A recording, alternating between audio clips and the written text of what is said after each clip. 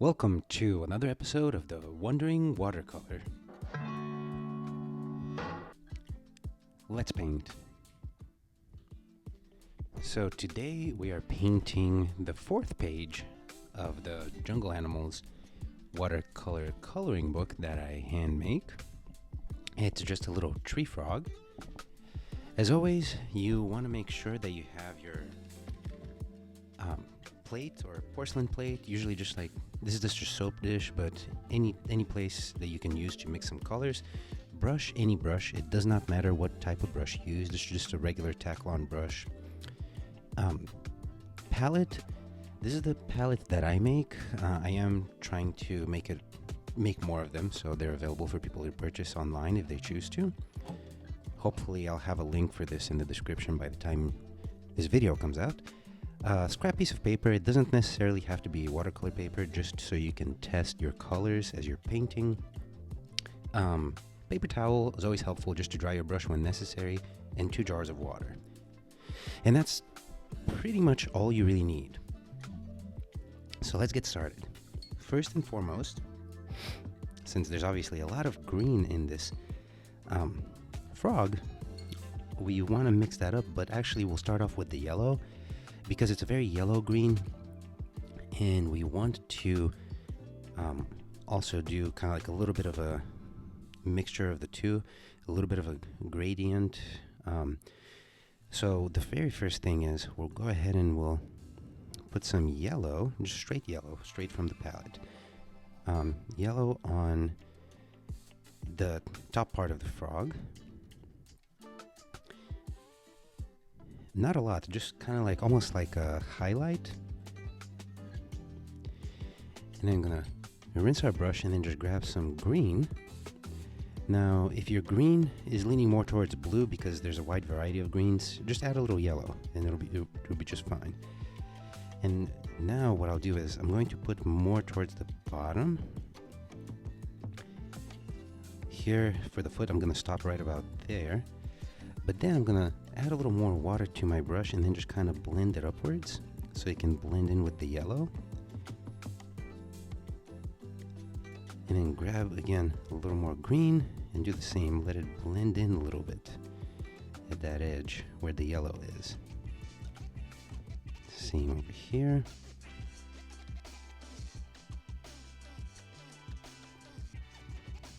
I haven't gone into the underbelly yet. I'm still mostly focusing on the upper portion of the frog.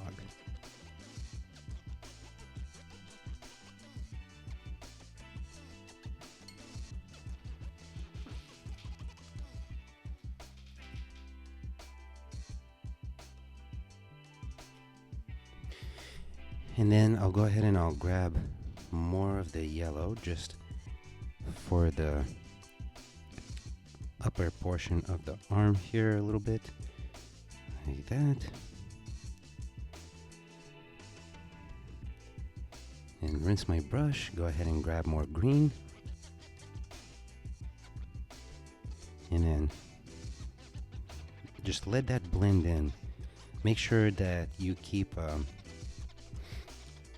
there's a distinction between the green and the yellow, but let the edges blend into one another. A little bit over here. And rinse my brush. And then for the underbelly, we're going to do a little bit of a mixture. So it's kind of a mix between those two. Gonna go ahead and just lay that in. Like that. Now when we add more layers, it'll become more obvious with the shading. But so far so good. Oh, and also the same mixture is what you want to go ahead and color in these little stripes right here, like that. The darker mark that's on the side here, we are going to paint that in blue in a little bit here. I'm just picking up a little more green so that I can paint in the further back leg. I'm going to rinse my brush. And now I'll go ahead and I'll grab some yellow and a little bit of red. Oh, that's way too much red. I'm wanting to mix up a little bit of orange. If your palette has orange, just go ahead and use it as it is. And the way that I like to mix orange with the colors that I have is a little bit of red, a little bit of yellow, a little bit of the burnt sienna, or light brown as I like to call it. And then just test it out. And that's a pretty decent orange right there. I'm going to use that orange for the fingers, or I should say the toes and the fingers of the frog. And I'm just doing a flat wash. Flat wash meaning that just blocking in the color. Basically just blocking in the color that I want for the fingers. And if it looks a little dark, it will dry lighter. Just keep that in mind. Watercolor always dries lighter. So we're just filling all that in.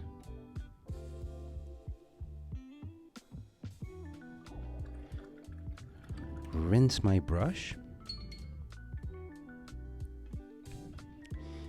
And the next part, we're going to focus on the eyes. The eyes are red, and they're very red eyes. But we want to start off slowly because red is such a strong color. We want to get a little bit mixed up. Test it out on the side. And that's a little diluted, but it looks good. So I'll go ahead and I'll start off like this. I'll paint in the bottom half of the eyes. I'll do them one eye at a time. That way I don't have to worry about rushing back and forth. So I'm painting the bottom half of this eye. Okay. And what I'll do is I'll rinse my brush completely, dry it off a little bit. And while there's still moisture in the brush, I'm going to pull the color upward. And what that does is it creates that nice gradation where the color is stronger at the bottom, but then while it's wet, it will pull up a little bit on its own, just naturally. Make it look a little more three-dimensional. And then we're going to do the exact same thing for the other eye, where we're just going to fill in this portion. Rinse my brush, dry it off, but there's still a little bit of moisture on there, and then just pull that color upward. And then if I do too much, then I'm just going to dry my brush and then just kind of take some of that off while it's wet. Okay, and I'm just going to let that dry as it is.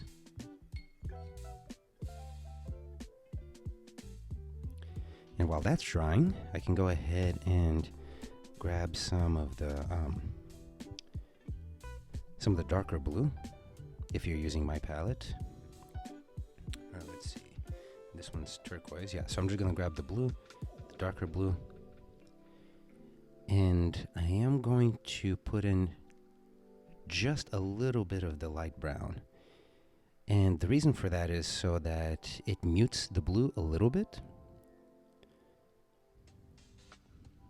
so that it looks something like that. I may add a little more blue. There we go. Because I want it to be dark, and I don't want it to be such a strong color of blue. Okay, and now I'm just going to carefully fill in the darker area here, like that. There we go. So just everywhere that you see those markings, those darker markings, just fill that in and try to avoid the lighter stripes. If you overlap a little bit, that's fine, kind of like I just did here accidentally. Don't try to fix it because it'll just look, it'll just make it harder. Like there's a high chance if you go outside of the line a little bit, it's okay, but if you try to fix it, you may actually make it worse. Speaking from experience, it's better to just leave it as it is. Okay, and I'm also going to go ahead and grab a little bit of blue just to put a little bit here in the arm, a little bit on the side here, a little bit back here, just to give a little more color, a little more points of interest. Also, I don't like it when the color is saturated only in one spot, unless it's for emphasis or guiding the viewer's eye. In this case, we want to leave the red pretty much only where the eyes are.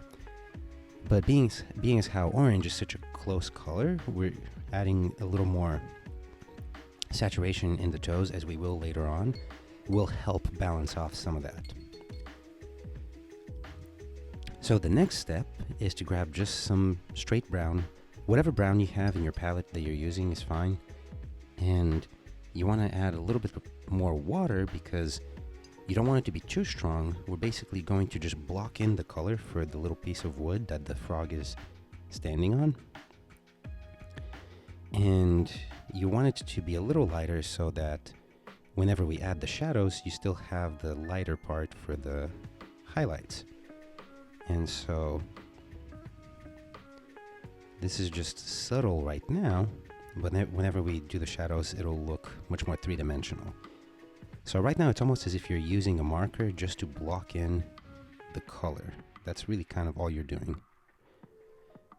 We'll get to the fancier stuff here in a second.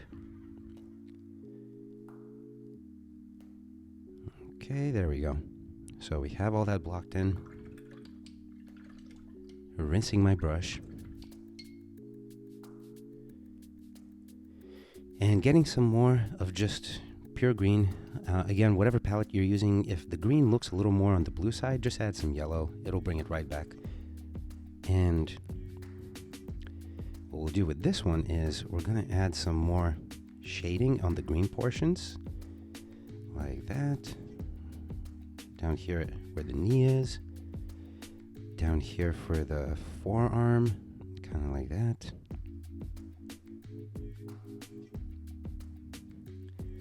Definitely back on the leg that's a little further back, it will be a little darker since it's further back and kind of helps separate a little bit.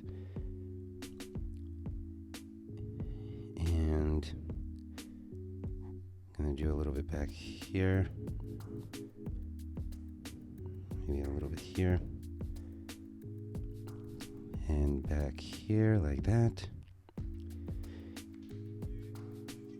And then I'm going to add a little more up here. This is just for contrast. A little underneath the eye like this. A little bit here.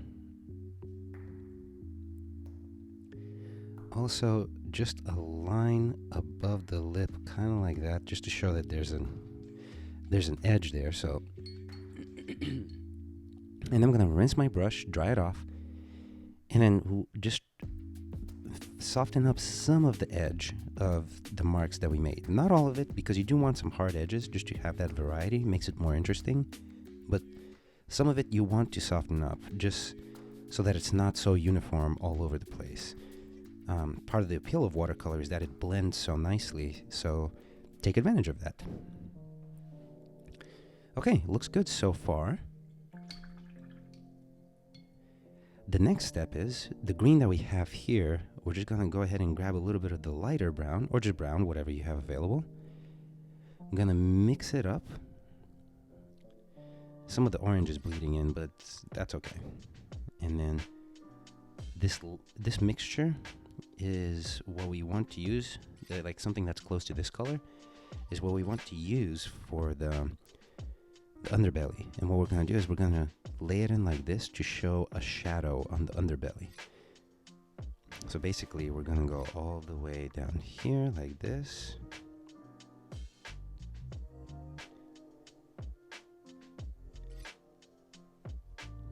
And down here, I'm going to grab a little more and do that. Rinse my brush, dry it off, and then fade out some of that edge down here on the belly. Up here, I'm going to leave the edge as it is just because it helps make it look more contrasting. So that looks fine. The next step is to add a little more of the orange. So we'll go ahead and we'll grab some of the lighter brown or the sepia, and then mixing it in with the orange that we already have so that we can go ahead and use that as a color to emphasize like this.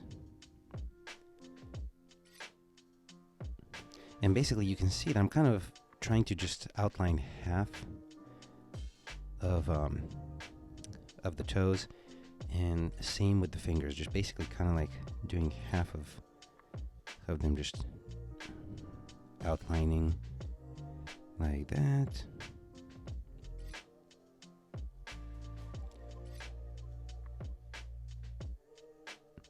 There we go. Okay, perfect. I rinse my brush, dry it off, and while we wait for the fingers to dry, we're gonna go back where the eye is. This time we'll do a little bit stronger red. Again, not too strong because red is already such a strong color. We do want to add a little bit of water to that. And then the color that we're looking for is maybe...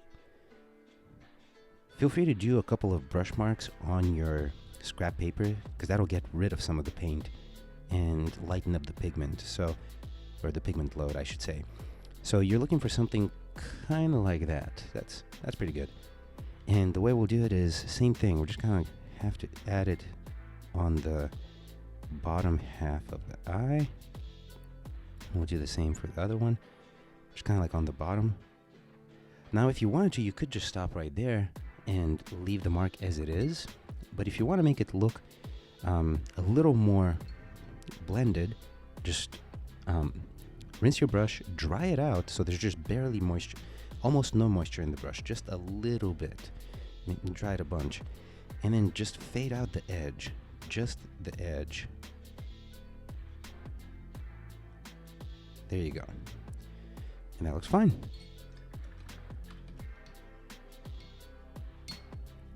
The next part is we want to get a little more of the brown, light brown. Actually, you know what? Let's just mix that up with the dark brown. The reason being is we want to have a contrasting brown for the shadow that we'll be placing on the little branch here. I'm gonna grab a little more. Usually with the second and third layer, I always try to be a little more heavy-handed, just because the contrast always helps in establishing values. So that's a better contrast. So what we'll do is we'll go ahead and we'll block that in like this, maybe a little bit further out. Definitely the bottom of the branch, because we're imagining that the light is kind of coming this way. So the bottom of the branch, between the toes here. Definitely all of this, because the body would be casting a shadow on top of all of this right here. Here, here, all of this.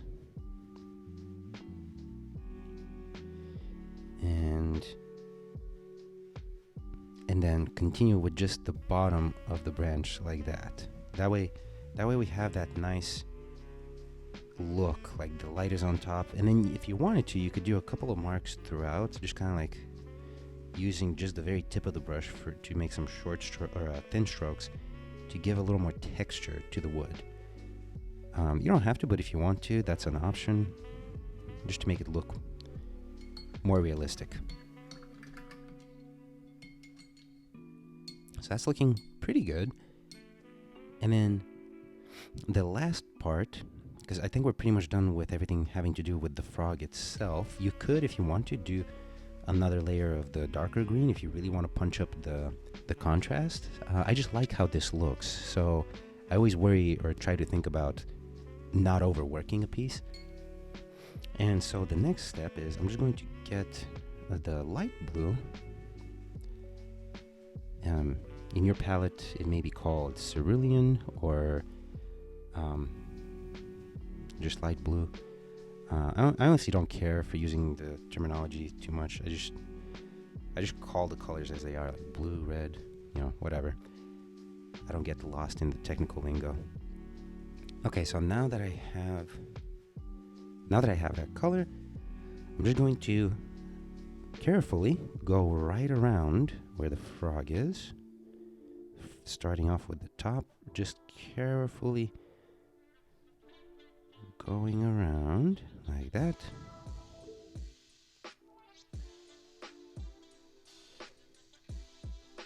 And as I get further away from the frog, I'll go ahead and I'll press down against the paper a little bit so I can get those nice brush marks and emphasize the texture of the paper. And just continue carefully building that out, wetting my brush as I go if I need to, just to make sure that things are flowing smoothly. Right here, going in like that.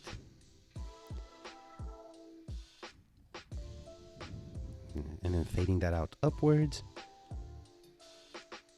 And then continuing on.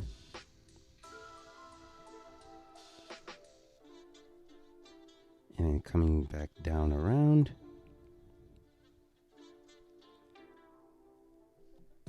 Grabbing more blue as needed. Wetting my brush.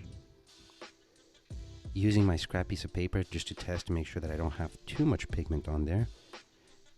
And sometimes that's okay too, because if you want to show that variation in the colors, you can emphasize, you know, it'll help you bring the frog more towards the foreground if the background is darker. And just continuing on, filling in the little spaces here. Just very carefully. I'm going to wet my brush and then kind of fade this out a little bit. Like that. And do the same down here. Grab some more paint.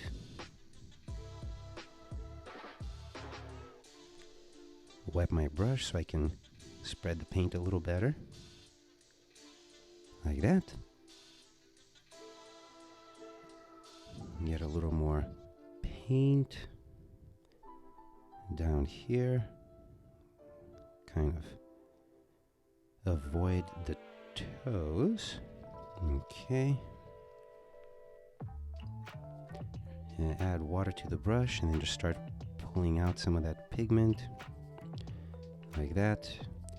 As far as you'd like, you don't have to go all the way down, but if you just want to make some marks, make it look more interesting, you can certainly do that.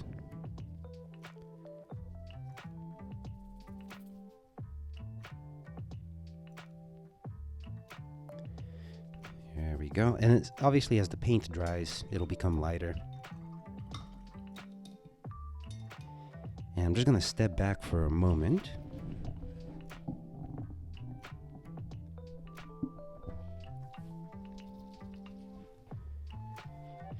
And yeah, I think that looks good. Okay, so that was it for that one. That's the little tree frog, page 4 of the Jungle Animals watercoloring book that I make. That took 30 minutes? 23 minutes. Yeah, there we go. 23 minutes. If you have questions, just shoot me a message, send me an email, whatever works.